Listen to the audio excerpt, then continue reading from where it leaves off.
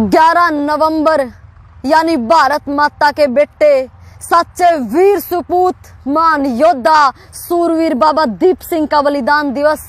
वो है बाबा दीप सिंह जो 75 साल की उम्र में दौड़ते अलग अपना कटा हुआ शीश अपने हाथ में उठा के दुश्मना तक लड़ते रहे और दिखा दिया इस दुनिया तक कि हिंदुस्तान के वीरा में कितनी शक्ति, कितनी भक्ति और कितनी पवित्रता होया करे।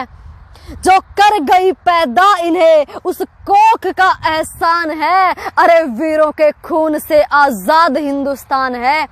बात है सन 1757 ईस्वी की, जब अहमद शाह अब्दाली ने अमृतसर पे कब्जा करके श्री स्वर्ण मंदिर ढह दिया था और पूरा अमृत सरोवर माटी से भर दिया था।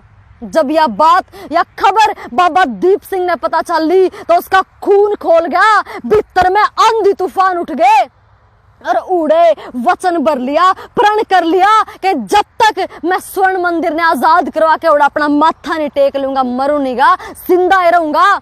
अरे आज मरण के बाद देते दुनिया कर ले है कि अगर मैंने आ चीज नहीं मिली तो अपनी जान दे दूंगा, मर जाऊंगा। पर सच्चा वीर वो होया करे जो जीण के बाद दे करे और कब है कि अगर मौत भी बीच में आवे है ना तो मौत तक भी लड़ जाऊंगा पर अपना वचन पूरा करूंगा।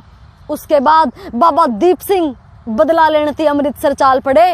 रास्ते में बहुत सारे लोग बाबा की मदद खातर आ गए, पर बाबा दीप ने अपनी तलवार तय अपने खंडे तय जमीन में एक लाइन खींच दी और कहा कि सिर्फ वो देश भगत इस लाइन ने पार करके मेरे साथ चलेगा जो अपनी कुर्बानी तक डरदा नहीं होगा, अपनी मौत की परवाह नहीं करता होगा। तो बाबा की बात सुनकर 5000 क्रांतिकारी वीर बाबा के साथ हो लिए।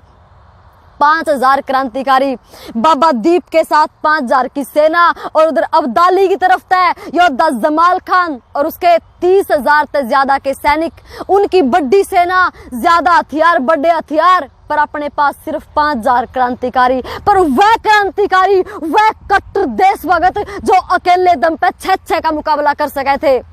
उसके बाद बाबा दीप की सेना यानी सिख सेना और जमाल खान की सेना के बीच लड़ाई शुरू हुई, युद्ध शुरू हुआ और बाबा दीप और जमाल खान के बीच, दोनों के बीच आपस में भी लड़ाई हुई। और जब युद्ध का अंत आया तो दोनों की तलवार ने इतना तेज एक आखिरी वार करा कि दोनों के सर दर्दते अलग होकर जमीन पे पड़ गए।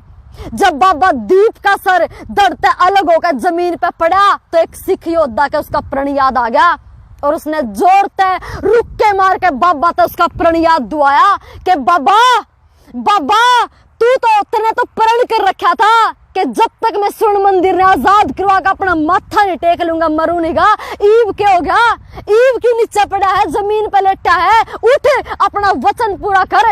अगर आज तू नहीं उठा ना तो यार दुनिया सच्चे देशभक्ता ने झूठे मान जागी के भारत के वीर जो क्या करे वो करके नहीं दिखा सकते, तेरे उठना पड़ेगा बाबा।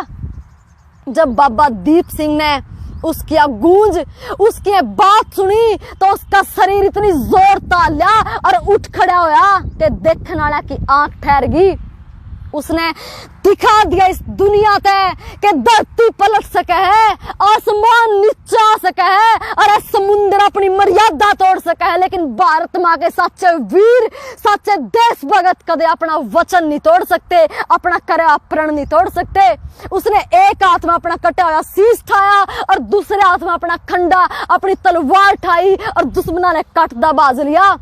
जब दुश्मना ने, मुगला ने यो नजारा देखा तो उनकी बची हुई सेना मैदान छोड़ के इतनी बुरी तरह बाजी कि पाछे मुड़ के दीप सिंह, बाबा दीप ने देखने की हिम्मत नहीं कर पाई।